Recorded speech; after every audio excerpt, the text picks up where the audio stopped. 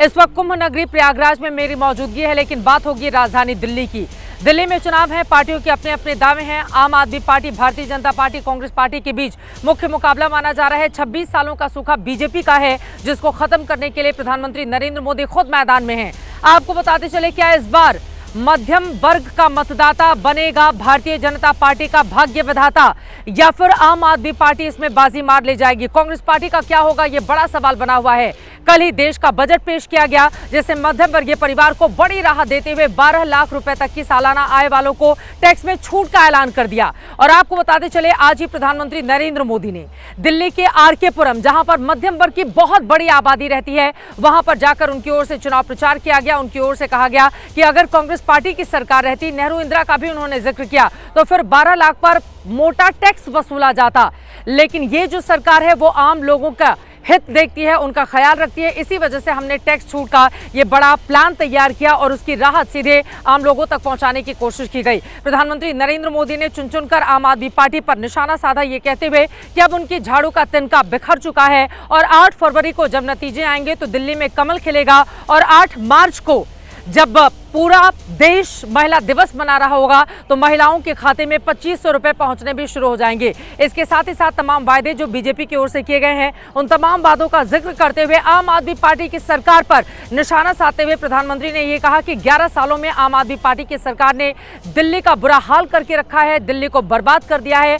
आपदा वाले अब जाएंगे और दूसरी तरफ दिल्ली वाले कमल खिलाएंगे। लेकिन इन सब के बीच आम आदमी पार्टी की ओर से अब पलटवार किया गया है, बाकायदा पोस्टर जारी करके। ये जो बीजेपी की सरकार की ओर से 12 लाख रुपए पर टैक्स छूट की बात कही गई है, उसका श्रेय लेने की कोशिश में आम आदमी पार्टी लग गई है। इसके साथ ही साथ 25,000 रुपए से किस तरह से फायदा हो रहा है अलग अलग आम आदमी पार्टी की योजनाओं के जरिए, उसका भी जिक्र किया गया है। वहीं तीसरी तरफ आपको बता दें, कांग्रेस पार्टी भी लगातार हमलावर है। राहुल गांधी, प्रियंका गांधी की ओर से अरविंद केजरीवाल पर निशाना साधते हुए बताया जा रहा है, पिछले 10-11 सालों में दिल्ली को बर्बाद करने की कोशिश कैसे आम आदमी की सरकार की ओर से की गई है।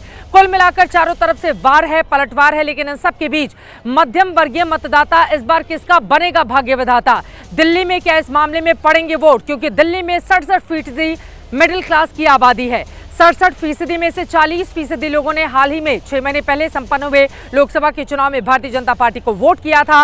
और बीजेपी एक बार फिर से विधानसभा चुनाव में उस वोट को अपने पाले में लाने की कोशिश में है। तो क्या वास्तव में भारतीय जनता पार्टी अपने इस दांव से अपना दम दिखा सकेगी, या फिर कोई और पार्टी बाजी मार ले जाएगी? किसके दावे में दिखेगा दम?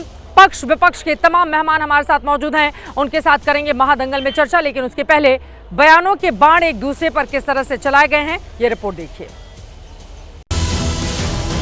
आजकल हम देख रहे हैं कैसे दिल्ली में वोटिंग से पहले ही झाड़ू के तिनके बिखर रहे हैं। भाजपा इस बार एक ऐतिहासिक हार की तरफ बढ़ रही है। बसंत पंचमी के साथ ही मौसम बदलना शुरू हो जाता है।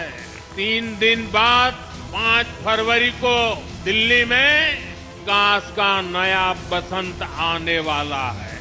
लोगों ने मन बना रखा, दिल्ली के लोगों ने, कि फिर लाएंगे केजरीवाल, और प्रचंड बहुमत से आम आदमी पार्टी की सरकार बन रही है। ये बीजेपी की बौखलाहट ही बता रही है कि नतीजे तो आ चुके हैं पहले ही। दिल्ली के लोगों के गुस्से से आपदा पार्टी इतनी घबरा गई है कि हर घंटे झूठी घोषणाएं कर रही है। भाजपा सिर्फ झूठ बोलती है, उनके पास कुछ काम नहीं है दिल्ली के लिए गिनाने को, या आगे क्या करने वाले हैं इसके लिए। भाजपा से सावधान रहना है।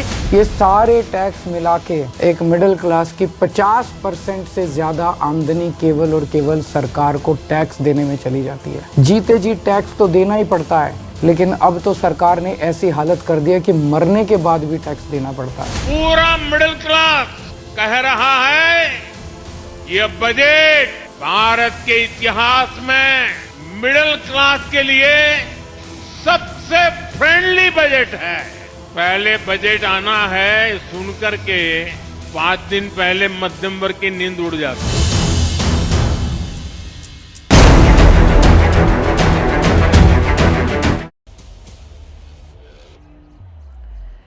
तो प्रधानमंत्री नरेंद्र मोदी की ओर से किस तरह से हमला किया गया है आम आदमी पार्टी पर और दूसरी तरफ आपकी ओर से पलटवार किया गया है, दोनों तरफ के दावे आपने सुन लिए। कई ऐसे सवाल हैं जो मौजूदा वक्त में राजधानी दिल्ली में कायम है। इस मुद्दे को लेकर चर्चा करने वाले हैं, खास मेहमानों की मौजूदगी है, उनका परिचय आपसे करवा देती हूँ। हमारे साथ शाज़िया एलवी जी, राष्ट्रीय प्रवक्ता भारतीय जनता पार्टी की जुड़ी हुई हैं। अनुराग भदौरिया जी, प्रवक्ता समाजवादी पार्टी के मौजूद हैं। प्रियंका कक्कड़ जी, राष्ट्रीय प्रवक्ता आम आदमी पार्टी के हमारे साथ जुड़ चुके हैं। धीरेन्द्र कुमार मुन्ना जी, आप स्पोक्स पर्सन एलजेपीआर के हैं, आपकी पार्टी भी चुनाव लड़ रही है दिल्ली में। और हमारे साथ रत्नाकर त्रिपाठी जी, पॉलिटिकल एनालिस्ट हैं, वो भी जुड़ चुके हैं।